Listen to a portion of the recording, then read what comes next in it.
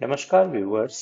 भारत की राज्य व्यवस्था वीडियो सीरीज में आज आप लोगों के लिए है 1861 का भारत परिषद अधिनियम। इस भारत परिषद अधिनियम के बारे में संपूर्ण जानकारी इस वीडियो के माध्यम से हम लोग एकत्रित करने वाले हैं। 1857 की महान क्रांति के बाद ब्रिटिश सरकार ने यह महसूस किया कि भारत में शासन चलाने के लिए भारतीयों का सहयोग लेना भी आवश्यक है। जैसा कि हम जानते हैं, 1857 की क्रांति के बाद शासन की बागडोर शुद्धि उन्होंने अपने हाथ में ले ली थी 1858 के भारत शासन अधिनियम के द्वारा। और इस सहयोग की नीति के तहत उन्होंने सोचा कि भारतीयों का सहयोग लेना आवश्यक है। इसी नीति के तहत उन्होंने ब्रिटिश संसद ने 1861, 1892 और 909 के भारत परिषद अधिनियम पारित किए। 1861 का भारत परिषद अधिनियम भारतीय संवैधानिक और राजनीतिक इतिहास में एक महत्वपूर्ण अधिनियम था। चलिए देखते हैं 1861 के भारत परिषद अधिनियम के प्रमुख प्रावधान क्या क्या थे। इसके तहत कानून बनाने की प्रक्रिया में भारतीयों को शामिल किया गया। पहली बार भारतीयों को अपनी कानून बढ़ाने की प्रोसेस में शामिल किया गया था, भारतीय प्रतिनिधियों को। इसके तहत भारतीय प्रतिनिधियों को कानून बनाने की प्रक्रिया में शामिल किया गया।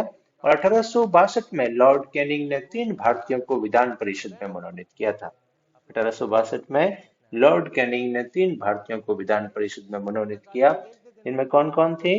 एक बनारस के राजा, पटियाला के महाराजा और सर दिनकर राव।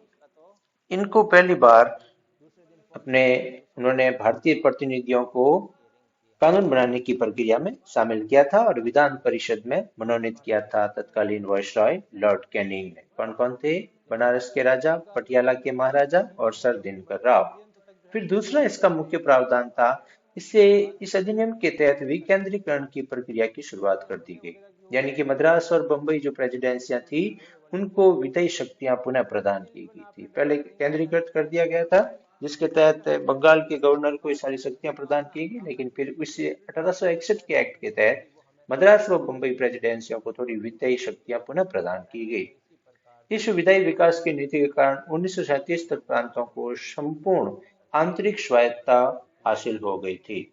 और बंगाल को 1862 में, उत्तर पश्चिम सीमा प्रांत 1866 में और पंजाब 1897 में, इन 3 जो है प्रांतों में विधान परिषद का गठन भी किया गया। बंगाल में, उत्तर पश्चिम सीमा प्रांत में और पंजाब में क्रमशः 1862, 1866 और 1897 में विधान परिषद का गठन किया गया।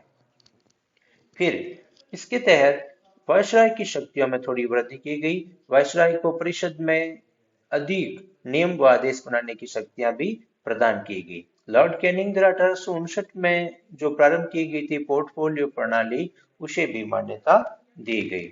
और वायसराय को आपातकाल में बिना काउंसिल की संस्तुति के अध्यादेश जारी करने का भी अधिकार दिया गया। यानी 1861 के भारत परिषद अधिनियम के तहत वायसराय की शक्तियों में बढ़ोतरी की गई, वृद्धि की गई।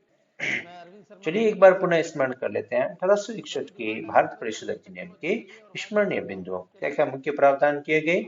कानून बनाने की प्रक्रिया में भारतीयों को भी शामिल किया गया था। यानी इसके तहत भारतीयों को पहली बार कानून बनाने की प्रक्रिया में शामिल किया गया था, जिसमें 3 लोगों की नियुक्ति 1862 में लॉर्ड कैनिंग ने की थी। बनारस के राजा, पटियाला के महाराजा और सर दिनकर राव को विधान परिषद में मनोनीत किया गया था। विकेंद्रीकरण प्रक्रिया की शुरुआत हुई, यानी मद्रास और बंबई की प्रेसिडेंसियों को वित्तीय शक्तियां पुनः प्रदान की गई थी।